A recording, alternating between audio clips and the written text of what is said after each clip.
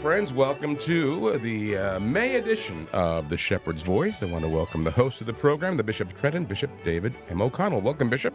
Thanks, Jim. It's good to be back. Happy Easter. Yeah, happy Easter. I missed a session along the way.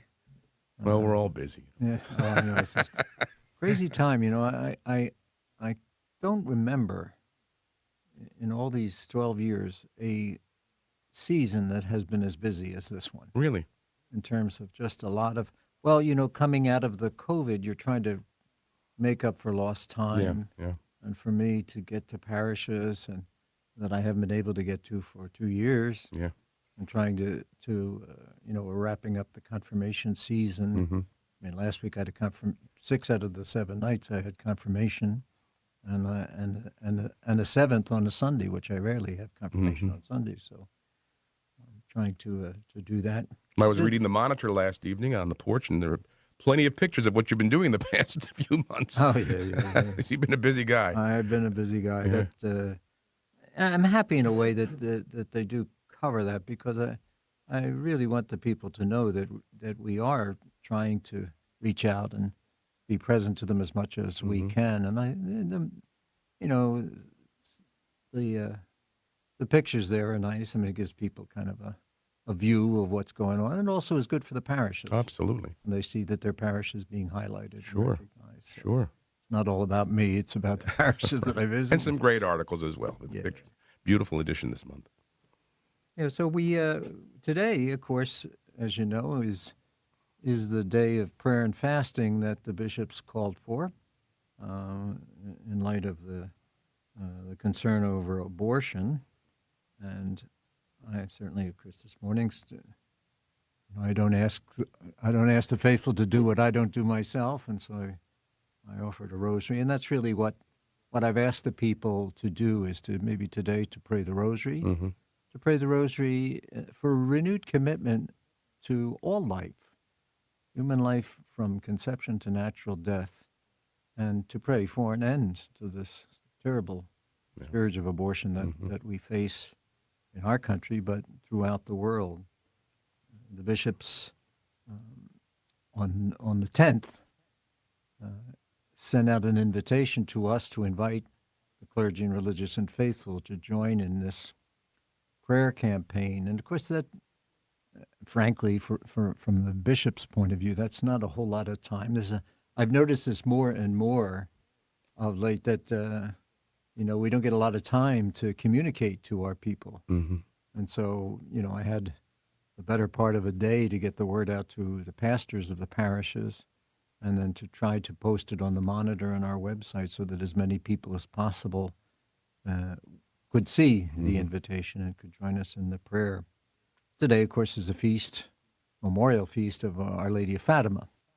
And so we seek her intercession to help us with this situation that we confront, especially in our own country. We pray for our nation. We pray for the integrity of its governmental systems, its judicial systems, and for all branches of government, that they be dedicated to the common good, which certainly is life, the basic common good of all, and for the protection of the dignity of the human person from conception to natural death. Of course, the leaked document is being put front and center, and to be frank with you, that's not my intention. I'm not focused on a leaked document. It has been authenticated, but it's not the final decision of the Supreme Court.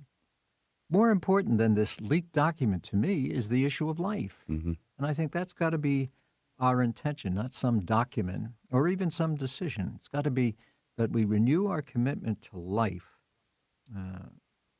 The Roe v. Wade decision, of course, is symptomatic of the culture of death that we've experienced in our country, especially in the last 49 years. But we have to pray for the conversion of hearts, for those who advocate abortion. And we also have to pray for the compassion and generosity of the faithful toward people who are in need at this time in their life when they find themselves pregnant and with not a whole lot of choices. we want to say to them there are choices. And the Catholic Church and our diocese offers choices and assistance and help. So that's part of our prayer. There has to be really a commitment in our country where children are welcomed and where they're cherished and they're cared for, and mothers and fathers are encouraged and strengthened, not forced to make this terrible, terrible decision, where marriage and family are recognized as the healthy foundations of a flourishing society. We need our Blessed Mother's intercession and guidance as the Church continues to walk with mothers at this time in their life, and to help them to seek out and to know that there are alternatives to abortion, and the Church will help and provide them at this time. You know, life is a beautiful gift. We have to cherish and hold it with love and civility.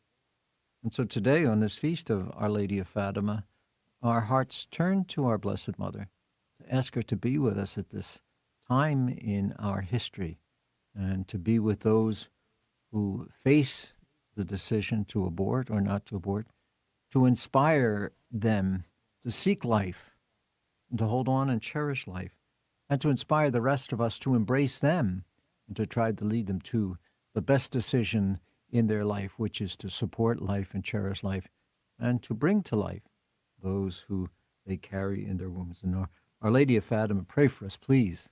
Pray for us at this time. Ever been to Fatima? I haven't been to Fatima. No, I've been I to haven't Lourdes, either. but I haven't been to... Have you? No, I've not. No, I've I haven't not. been to Fatima at all. I haven't done too much traveling in Portugal. Yeah. But, of course, heard a lot about it and read a lot Sure. about it in terms of... I guess out of all of the approved apparitions of our Blessed Mother, that's probably the most prominent that has had the greatest effect, I think. And even considering, was it 40-some years ago that Holy Father Pope John Paul II they attempted assassination on him on this day, and then a year later on this day he went to Fatima and put the bullet in her crown, and a lot of beautiful things. And, you know, traditions. of course, we talk about the secrets of Fatima Mm-hmm. that the Blessed Mother revealed to the children. And one of them seems to have been that attempt on the life of Pope that was foreseen. But our Blessed Mother, and, you know, for me, Jim, I have to say, you know, I mean, at 67 years of age, the Rosary has always been really one of my favorite prayers. Mm-hmm. You know, in addition to the Holy Eucharist, my favorite prayer to say daily. There are so many needs, and at times as I travel around the diocese, people will say to me, "Could you pray for my son, my daughter, my husband, my wife? Pray for this intention." Yeah. A lot of times in these days, it's that the children are not going to church, and could you pray that they return to their faith? And so I place all of these intentions in the hands of our Blessed Mother, you know, and as I'm fingering her precious beads, you know, faces and names and intentions come to mind as I pray. Mm-hmm. The Rosary is a powerful prayer, and I encourage its recitation by everyone who's listening and by all of the faithful. Make it a part of your life. I started praying the daily Rosary in 7th grade, and I remember at the time we had the sisters, the Immaculate Heart of Mary, servants of the Immaculate Heart of Mary, and how devoted they were to this prayer. And it just sank in. And I remember at that time, and of course at that time I was starting to think about maybe becoming a priest. And so this was a great prayer for me to say and to continue to say throughout the whole of my life. So please consider the Rosary and praying the Rosary. The Blessed Mother loves us so much and wants us to come to her with our needs. This to get back to the issue du jour, I guess, you know. Yeah. And it's kind of knocked the conflict in Ukraine off the front pages, you know, the abortion issue, the draft opinion in the Supreme Court in this Dobbs versus Jackson's Women Health Organization. You know, there's been a reaction that's been swift and on both sides. those who are aggressively pro-choice as well as those who are pro-life, the reaction has been. And in many instances, of course, we see recently this campaign of intimidation that's being waged, and an assault on the church. Right. On the Catholic Church. But as our Holy Father has said time and again, this is not just a Catholic issue. Yeah. This is a human issue. We're talking about human life here. And it's something that all of us should rally around, not just the Catholics. Of course, it is a priority for us, but it's an issue for the whole of society. You look at the statistics that are being presented and all the, it depends on what television station or what website you're looking at. Right, what your media source is. Yeah. The statistics differ, One media outlet will favor those who support abortion, and yet at the same time another media outlet will show that the numbers are different and they support those who don't stand for or don't promote abortion. So where the truth is, we can't be absolutely sure. But what we can be sure of is the truth of life. That's the truth. God gave us life. God intends us to have life and to have it to the full and to have it until he decides it's time to come home. Right. And that's really what we look at. And, of course, this Supreme Court, this leaked memo or the decision of the Supreme Court, this is looking at it on a national basis. And what the leaked document basically says, it's that abortion is not a constitutional right. And this has been the feeling for a long time, even from some of the Supreme Court justices who have come and gone in the last 49 years, that it was wrongly decided. I'm not here to argue one way or the other, I'm not a constitutional lawyer, but certainly I can sympathize with that point of view, that it was wrongly decided. Mm-hmm. And if you read the decision very carefully, you can see that. You can see what Alito is saying in this draft document.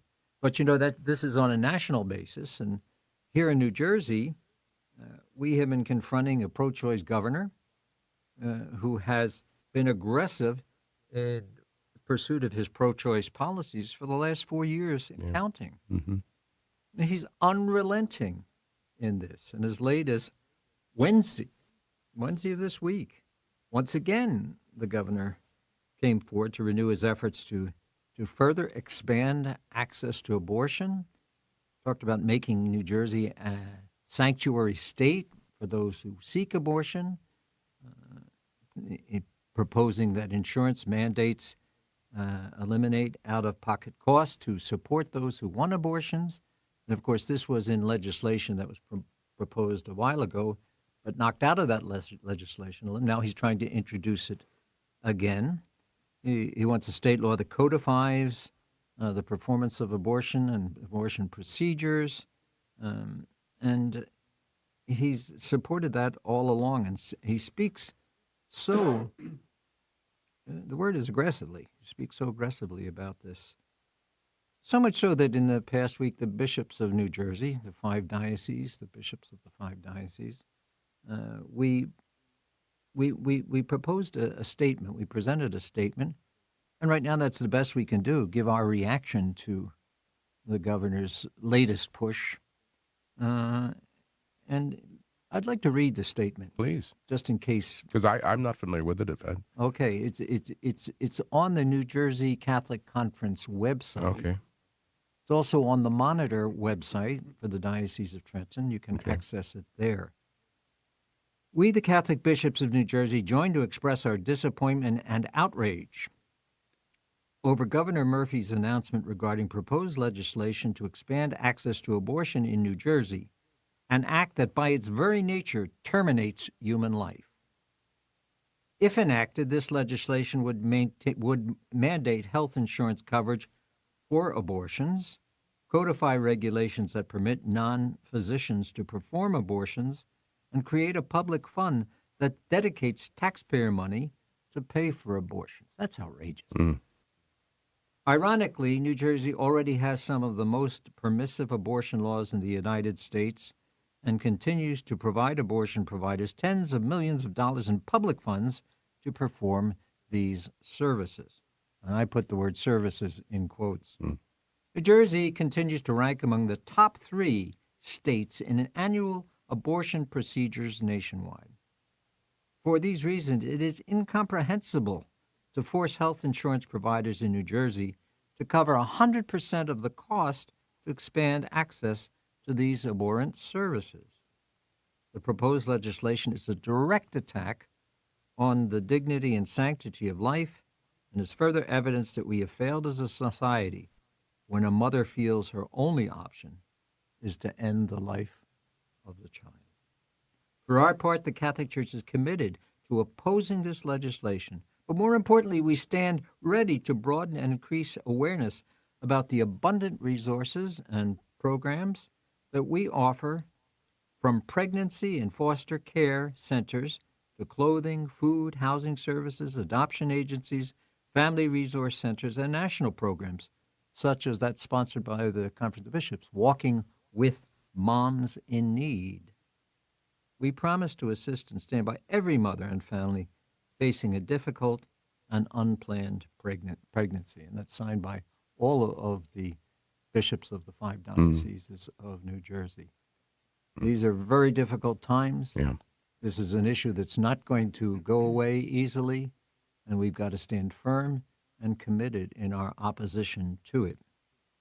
You know, we fault the governor. And we fault him not just because he's a Catholic in the Diocese of Trenton. We fault him because what he's embracing is the termination of life, which is a fundamental moral issue in the Catholic Church teaching, of course, but not just in the Catholic Church teaching. It's a fundamental human moral issue. And so this assault on this latest assault is really just, to me, it's just an outrageous, certainly at the very least misguided approach to the issue. So we pray as much as we can, as hard as we can, for again, this, a commitment to life in all its stages, and for an end to abortion. Yeah, and you know, as they've been saying, overturning Roe v. Wade does not eliminate abortion, and this is an example of that. It just gives it back to the states, and this is what the state can do. And you know, as you know, listening to some of the news broadcasts and those who have done some research in this, you know, there are a number of states that, if Roe v. Wade is overturned, are ready immediately to ban abortions. At the same time, there are also a number of states that, if it happens, are ready to codify what was in Roe v. Wade for their own state. So this is a battle, and it's going to be a continuing battle for a long time to come. And of course, with the elections coming, people are making hay of this. Of course, using this, I believe, to deflect attention from some of the other very pressing issues that are facing our country. Right. But one thing I think that this does speak volumes to, Bishop, is the reaction of pro-abortion people, individuals, groups, who immediately went to attack the church, which means the church is the outspoken voice against abortion, or they wouldn't come near the church. That's right, and I think that's something our voice, our strong voice, our constant voice in this issue, I think should be a source of pride to our Catholics. That we stand up for something, and we stand up for it strongly, and we are unwavering in our support for life in all its Now, we didn't have any issues in our parishes in this time. No. I sent a note out to the pastors to simply because the media, some Fox News and some other media outlets, were broadcasting this threat against our churches and disruption of masses and so on. But I sent a note out to all the pastors just to be alert, to alert their ushers. You know, we're not opposed to protests. People protest all kinds of things, but not on our church property, and not in our churches, and not during our holy masses and our other gatherings for prayer. It's not the time for this. And so I just wanted to caution our priests. But I got no reports of any disruption of Mass at all in the Diocese of Trenton. Right. And I think part of the reason is because people know that New Jersey is a very permissive, pro-abortion state Yeah. in so many ways. Yeah. And so they maybe didn't feel the need because they And they know went to they the cathedrals in the major cities. And Yeah, things, that was it. In Los Angeles, there was some Right. protest. In New But York. I think that was Los Angeles where they showed a group actually entered the church during Mass, and you have to give credit to our Catholic brothers and sisters there. They were escorting them out, and they weren't being Rough or anything. They yeah. were very just encouraging them to leave. This is not the It's place not for the this. time, Yeah. and it's true of anything. Occasionally I'll hear of some disruptions of masses for whatever reason.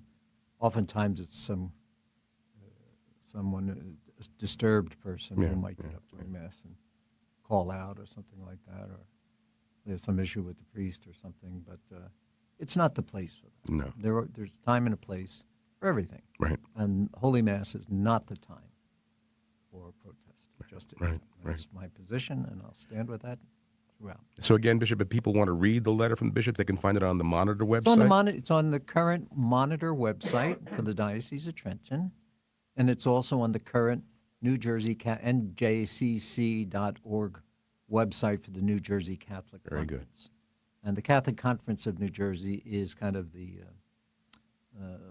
group or the organization that brings all the bishops together throughout the diocese, and we discuss all the issues that we confront and face in the diocese and things that we are trying. Right now, we're trying to gather up the information for all the services provided for mothers who are pregnant and all the ways in which the church does try to help and reach out to them, so that also will be available, not just our statement against the governor's announcement, but here's what we do have, and here's that we do offer to mothers in need. Very good. Yeah, reading some articles, I read a lot, Jim, maybe too much. I try to read a lot of what's going on in the world, be aware of it. And I've read some essays of late of women who claim to have left the Catholic faith and Catholic Church because of this issue. And of course, then there's the whole laundry list of other things that have happened in the history of the church that they're putting forth as the reason, And people leave the church, and I hear this all, well, Father said this to me, and that's the reason people are leaving the church today. The reason people are leaving the church today is they don't have a supernatural faith.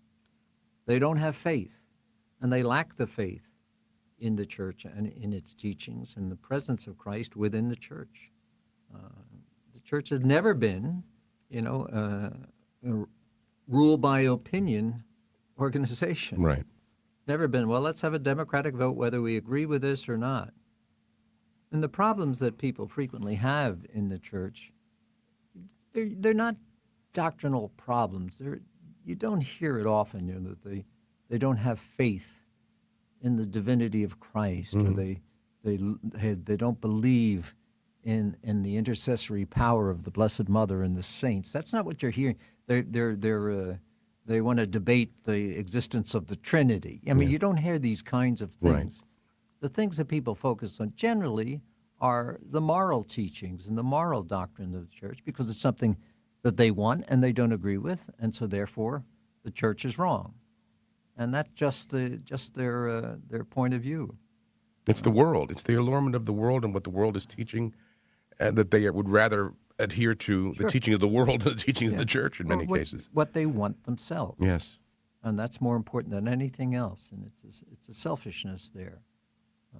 I get letters all the time, Father yelled at me, or Father gave a grummy sermon, or Father said something and I don't agree with it, and those things happen. And people write to me. I don't know whether they expect me to spank the priest or to go. I'm not going to do that, I'll send their letters to the priest so the priests are aware of what's being said. Right. But, I'm not going to remove a priest because on a given Sunday they disagree with what or how he said something. I mean, that's just ridiculous. Yeah. And also we have the priests that we have. And no one's ever said that we're perfect. Right. But we certainly, I think, by and large, the overwhelming majority are trying to do the best they can for the people of God and for the faithful. So Anywho, that's what's on the top of the agenda these days. You know, Yeah. we're here in the Diocese of Trenton at the Chrism Mass. I declared the conclusion for the diocesan phase of the Synod of Bishops. You know, there are 3 phases, as I announced on October 17th when we began the diocesan phase. The Holy Father and the Holy See in April convened or convoked the Synod of Bishops, and rather than just a 1-year, 1-meeting gathering, it was stretched over to last over 3 years and to include as widespread a consultation as possible. And so we engaged that pretty well in the Diocese of Trenton, I would say. I named 2 people to co-chair the Synod for us. Mary Liz Ivins, who's longtime principal and president of Notre Dame High School, and wonderfully accomplished educator, and certainly a very, very devoted and faithful Catholic, and Deacon Pat Brannigan, who's the deacon at St. James Parish in Pennington, and also for many years was the executive director of the New Jersey Catholic Conference. So very competent people to lead the Synod. We had guidelines established and all kinds of topics that we provided. We did training for parishes for those who wanted to participate at the parish level. And we had maybe 62 out of the 95 parishes who had an active program for the Synod, which is very good. We had maybe 4,500 responses, individual responses from people that we are still processing and going through, because I have to boil all that down into 10 pages and send it to the Bishops' Conference, which then will conduct the next phase of the Synod before the final phase of the Synod, the 3rd phase, which will be in Rome, and that'll be the typical gathering of bishops appointed or elected from around the world to meet with the Holy Father. You know, the topic of the Synod was kind of interesting. It was synodality. Yeah. What does it mean to be a synodal church? And basically, synods, of course, have been in the church since the very beginning, gatherings and meetings and discussions. The Holy Father invited us all to listen, just to listen to one another. And, you know, Jim, that's a very hard thing to do. Yeah. Especially when you hear some of the things that people say. I know it was hard for me in the sessions that I attended to listen to some of the things that were being said, and I wanted right away to say, well, that's not exactly what that means. But Right. that was not the purpose of the Synod. It was just to hear, to give people the opportunity. If you want to say to vent, Right. in some cases, I'm sure it was. I read in some of the media, Catholic media, so-called Catholic media, especially the ultra-right media, which is, of course, is trying to create a parallel church. That's their goal. Yeah. Destroy the church so they can create their own church. Yep. You know, they're putting forward all the issues that come forward. Well, the Holy Father said, this Synod was not intended, and I've said it many times, I repeated it, not intended to change the teaching of the church. Right. That wasn't its purpose. Right. The purpose of the Synod was to listen and to hear what's on people's minds. And some of the things that are on people's minds are not in accord with the teachings of the church. But it's important that we get that out. We have an opportunity to hear what's being said and what people feel and believe. And the Holy Father also said, don't use your time. This is beautiful, beautiful time. Don't use or waste your time just debating the same old issues. Now, of course, as I look through some of the reports that have come in, that's exactly what some people did. You know, they brought up women's ordination, and that's their painful issue, and so on, or issues related to the LGBTQ situation in the church, or the church isn't warm or welcoming to people of the same-sex attraction, and a number of other things that fall in line with that we've taught, birth control, or all of that. Too much emphasis on abortion, and so on and so forth. And it's good that people say those things, and good that people bring them out, especially if they've been a cause of hurt and pain in their lives, or maybe separation from the church. But just because they said it, and just because it's there in the report, Doesn't mean, okay, now the church is going to change and Right. acquiesce to that. And I hope people don't have that expectation. Right. The expectation I had, and the only expectation I had, was that we would learn to listen better to one another.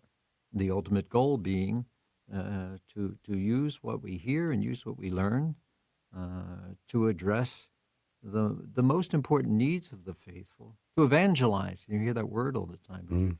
To evangelize or re-evangelize the faithful, and to draw ourselves closer to our divine Lord and to the message of the church and the message of the gospel. Yeah. So for us, the synod is concluded, but synodality isn't concluded. Hopefully that the ideas of listening and working together and speaking together in our parishes and our dioceses will continue long beyond the synod.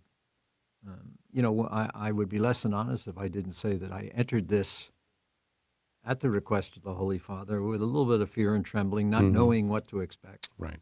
But as time went on, I was very, really amazed and gratified that people felt that they could express themselves. Mm-hmm.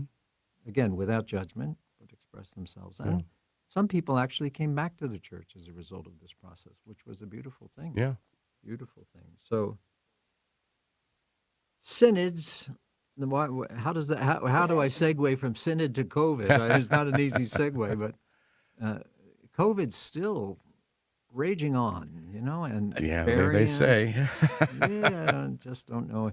What they're saying is now, not as deadly.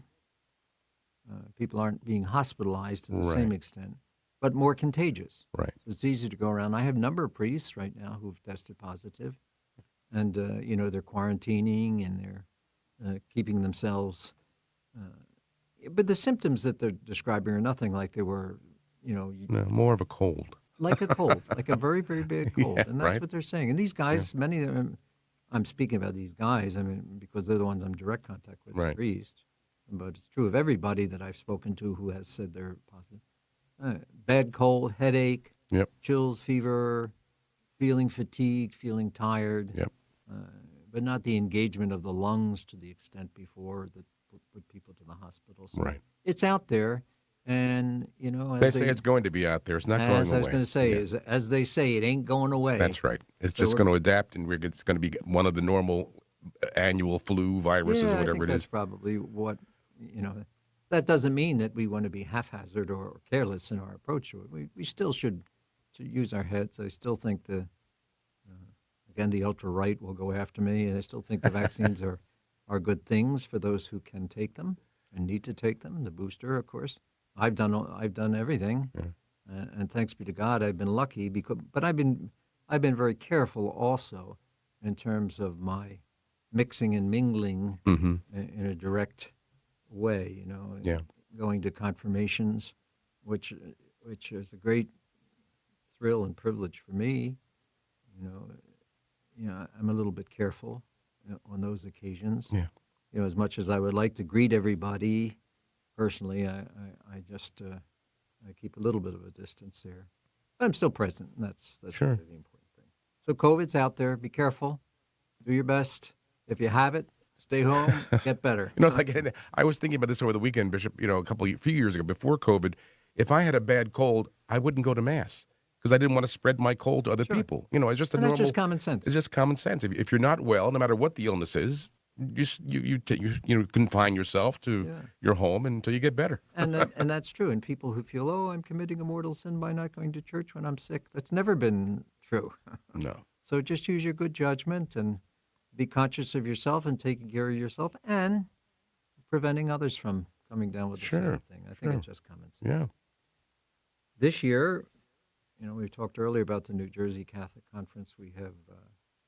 We have transferred the celebration of the Feast of the Ascension from its traditional place of Thursday of the sixth week of Easter to the following Sunday, which would ordinarily have been the seventh Sunday of Easter. The U.S. Conference of Bishops has made some alterations in the holy days of obligation before. I must confess I was not happy about some of those things. I thought that the church had established holy days of obligation for a reason, and it sanctified other days of the week in addition to Sunday. Yeah. But in its wisdom, the church has made some adjustments, and we accept them and we live with them, and this is another one. The feeling was, and it was expressed in New Jersey, most dioceses in the United States have moved from what was traditionally Holy Thursday to the seventh Sunday of Easter for the celebration, only to allow for the widest number of Catholics to appreciate this aspect of the Paschal Mystery, the Ascension of the Lord, which many people were missing because they didn't go to church on that Thursday. And so a whole important element in the life of our Lord was not celebrated. And so I know I did. I'm not exactly sure what the other bishops did in New Jersey, but I did a survey among the pastors and priests of the diocese to see what they thought, what their feeling was. And as frequently happens in the Diocese of Trenton, half were in favor of moving it, half were against it. And so they had good reasons on both sides. Yeah. So I presented that to the bishops. I went into our bishops' meeting not terribly inclined to move it. Of course, I'm, old traditional guy. Right. And I liked Holy Thursday, celebration of the Ascension on Holy Thursday. Yeah. But it wasn't a hill I was willing to die on, as long as we celebrated. And so as we spoke, the bishops among ourselves, it seemed clear to me that the feeling of our Catholics was they wanted to celebrate it, and rather than take a chance of missing it, move it to Sunday so that we could celebrate it. So that's the rationale for it. Some will agree, some will disagree, but agree or disagree, the fact is it's going to be on the seventh Sunday of Easter. So in the diocese, all dioceses, all the dioceses in New Jersey. How about the archdiocese of what? Philadelphia. No, I don't. I think they still celebrate on. So Tuesday. I'm bound by that then. Well, if that's where you live. Do you want to spend next Sunday in New Jersey? How am I going to work around that one? Let's I see. know. Well, I'm going to leave that. Okay. That's above my pay grade. All right. But Holy Thursday ordinarily would have been May 26th. Right. If we were the old days, we would have a day off from school. Sure. The kids would be up in arms, knowing that we. So what we already had it on the calendar in the diocese, the chancery for a holiday on that day. Okay. On the holy day, so I just moved it the holy day to Sunday with all the other dioceses, and then I said, well, take Friday off. Instead. Work on Thursday, but take Friday. All right, there you go. Good for you. So, Catholic Communications Campaign is coming up on the 28th, 29th. That's an annual collection, second collection in the parishes of the dioceses of the United States. I'm not sure if people understand these a lot of these second collections that have broad topics. Retired sisters collection or collection for Eastern Europe or whatever the collection may be. They're established by the U.S. Conference of Catholic Bishops, and there are a number of them designated to be held during the year as an opportunity to support important initiatives in the church. And that's the purpose of these collections. Well, obviously, Catholic Communication is an important one. And I don't know whether you saw recently, but the main office of the Bishops' Conference in Washington have eliminated a number the of Catholic News Service. I read Catholic that. News Service. Read that in the Monitor last evening. The Catholic News Service for one, and that's been for us traditionally a source of being able to communicate to the faithful, what's going on beyond the Diocese of Trenton. And when I first saw that, I said, "Oh my God, it'll reduce the Monitor to 2 pages," because we are so faithful to presenting the information to the faithful, of the clergy and faithful who read the Monitor or check the websites. So it's an unfortunate thing. Honestly, I'm not sure if it's a settled matter because I see that a lot of dioceses have been reacting and sending requests to the Bishops' Conference office to reconsider.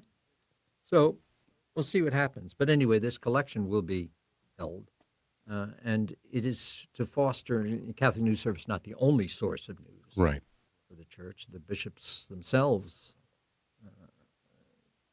deliver news on their websites and other Catholic. Mm-hmm.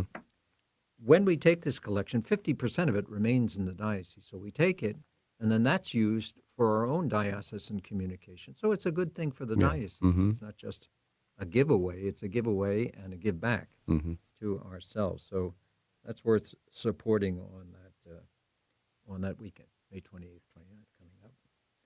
Of course, we're in the midst of all kinds of activities in the diocese. First Holy Communions. God bless and congratulate all the young ones who are receiving their First Holy Communions throughout the diocese. Many on Mother's Day, and some this coming Sunday. We're finishing up our confirmations. We have 95 parishes in the diocese. Not all of them have confirmation every year, but many of them do. And so now we're at the tail end of this year's confirmation season. Also graduations, high school graduations, grammar school graduate, 8th grade graduation, high school graduations, college graduations now. And so I'm scheduled to celebrate baccalaureate masses for a number of our Catholic high schools. I can't do them all. I'm invited to many. Right. Some of them occur on the same day, so you can't be in two places at one time. And some of them are scheduled at a time when I have other things already committed. So I'll do a couple of those graduations. I always look forward to that, sending our youngsters on their way. This year, we also will commemorate, as we always do, in the diocese, the priests who are celebrating and the deacons who are celebrating and other religious who are celebrating anniversaries, special anniversaries.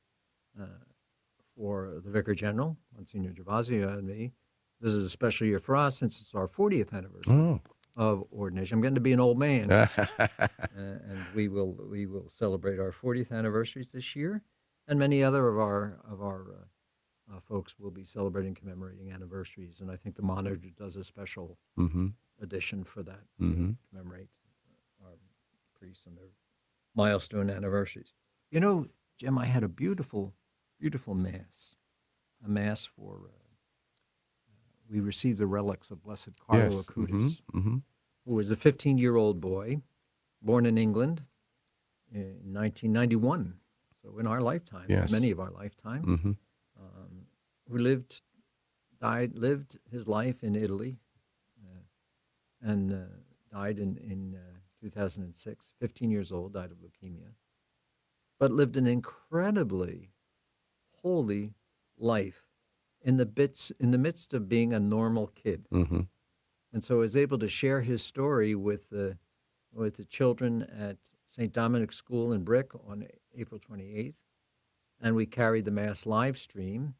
We did a little bit of a video to start the Mass so that the kids would see pictures of Blessed Carlo riding his bicycle, dancing, working on his computer, playing PlayStation, having fun with his friends, with his pets and all, just to show them that, holiness is possible for the young. Yeah.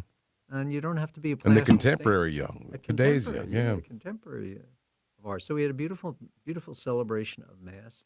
We showed a video, and the video was copyrighted, and we had to get permission to use the video, and we got permission from the mother of Blessed Carlo. Can you imagine? Yeah. The mother of a saint. Yeah. And, when Carlo was born, Blessed Carlo was born, his family was not really, they were Catholic, but not practicing much. Right. For some reason, this kid just was inspired to seek holiness and prayer, and as soon as he was able to go to church, and he brought his parents back, and it's a beautiful, beautiful story.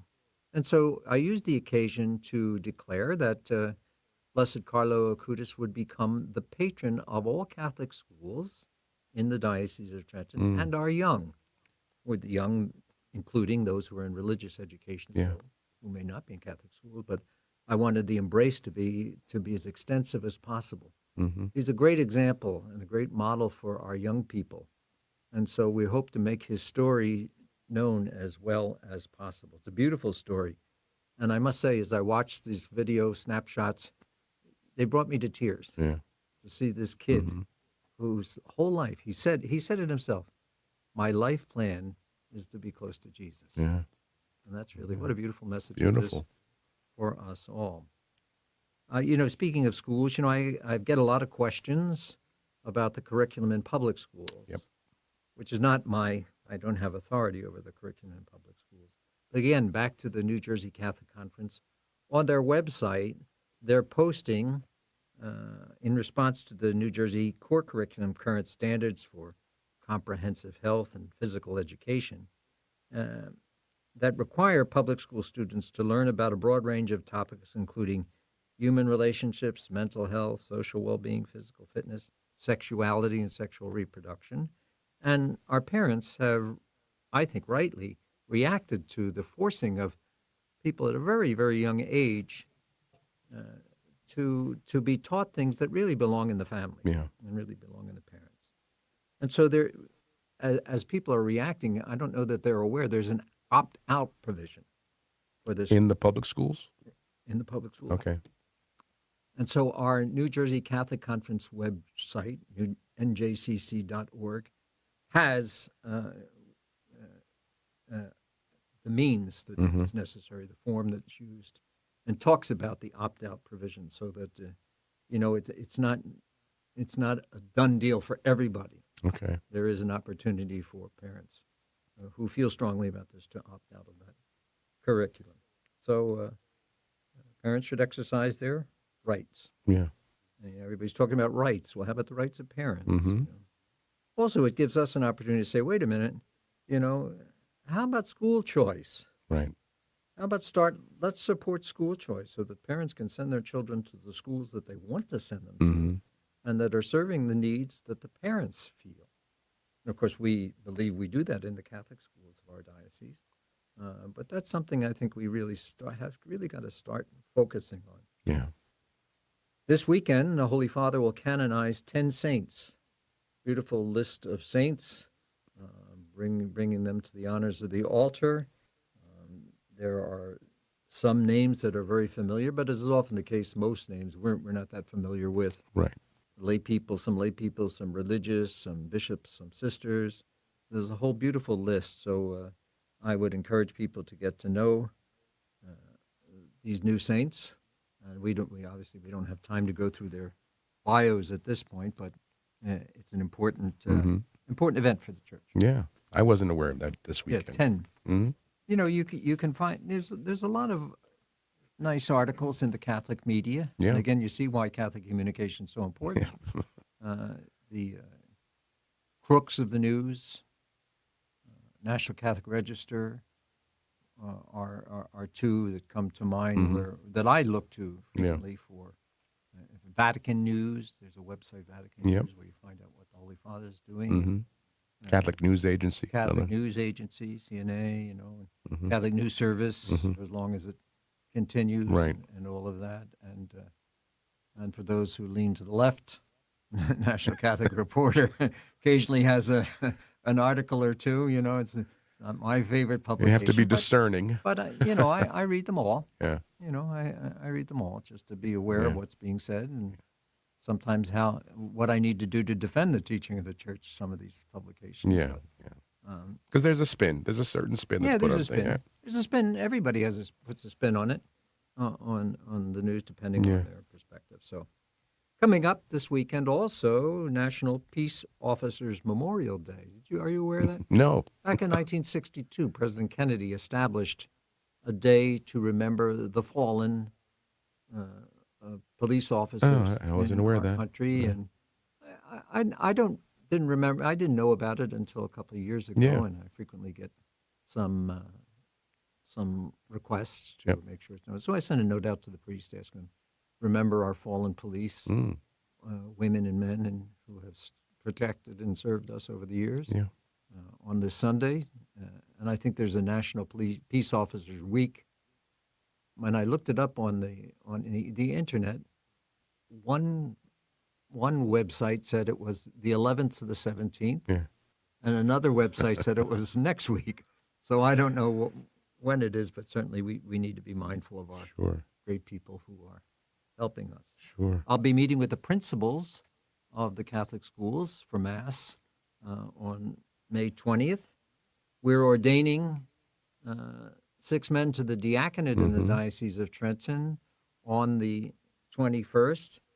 Kevin Hershenko, of course, is a transitional deacon. He'll be going on to the priesthood next year. But that Mass will be on May 21st at 10 a.m. in the Cathedral in Trenton. And there are several permanent deacons from the different parishes. Greg Jamali from St. Mary's in Middletown, Robert Golden from St. Martha's in Point Pleasant, Eugene Kotowski from St. Joan of Arc in Marlton, Joseph Fatone from the Cathedral from St. Mary of the Assumption, and Paul LaPlante from St. Gregory the Great. Congratulations to all of them and their families, and I look forward to ordaining you to the priesthood. Of course, right after that, I start jury duty. Oh, really? I have a week of jury duty. I hope I can get a quick trial. I hope it's going to be a quick one. And the week after that, I'll give the Seminarians Retreat. Usually we have someone else come in to give the retreat, but I thought this year I would like to give the Seminarians Retreat. There's so much going on in the church, and it gives me an opportunity really to connect with our 10 seminarians and those who will be joining us in the fall. We have the Catholic Charismatic Conference at St. Mary in Middletown, from Jim Kegley's parish. That'll be June 2nd to the 4th. On the 5th, I'll be out at Colts Neck for St. Mary's Parish's 50th anniversary celebration, Pentecost Sunday. Look forward to doing that. On the 10th of June, 50th anniversary of the Cursillo movement. Oh, all right. And so we'll celebrate that at the Co-Cathedral at a 7 p.m. Mass on Friday, June 10th. You know, the Cursillo is designed to helping Christians live their lives and renew their vigor and their love for Jesus. On June 16th, we'll have a Mass and barbecue for vocations out at St. John the Baptist Parish in Allentown. Father Jason Parzinski, the vocation director, and his team will be leading the charge. I'll be saying the Mass for those who are present. Mass is at 5:30 p.m. Hopefully those who are interested will register. You go to the website, godiscallingyou.org, and you'll get a lot of information there about it. 5:30, June 16th. We don't have too much time here, but we're beginning the Eucharistic Revival this year on the Feast of Corpus Christi, the body and blood of Christ, and that is June the 19th. And we have a whole host of events that are going to be with us. This is a 2-year program. It's sponsored by the Conference of Bishops, but we're starting it here in the Diocese of Trenton this year. And so just stay tuned for some things. I'll say something more about it on our next broadcast. And then, of course, Elderly Grandparents' Day. We're hearing a lot about this from the Holy Father. I guess you and I are part of it. I'm not a grandparent, but I'm certainly feeling the age. I'm there. So the Holy Father has asked us in 2021 to remember as close as possible. 2022. Yeah, he started it on 2021. Okay. And it'll be this year, 2022. He wanted it to be close to the feasts of St. Anne and Joachim. Joachim and Anne, the grandparents of Jesus. And also, as we commemorate the elderly on that day, that weekend, I will initiate a collection for elderly priests and retired priests, because I'm trying to build up a fund to help support them and carry them through the twilight years. Very good. So this is a new collection that we're going to begin. I thought that was a good weekend to do it, because they really are spiritual fathers and grandfathers over the years. That's right. So is it that weekend in July then? Yeah, July 23rd and 24th. Okay. And I'll say more about that. Yeah. And we can read more about that. But that's a pretty full slate of things. It is. Yesterday I was saying to myself, well, what will I say tomorrow on the radio? You're never at a loss for words, Never Bishop. at a Always have a loss. lot to share and teach, so we appreciate that. And we'll look forward to having you back next month. Thanks. God bless everyone.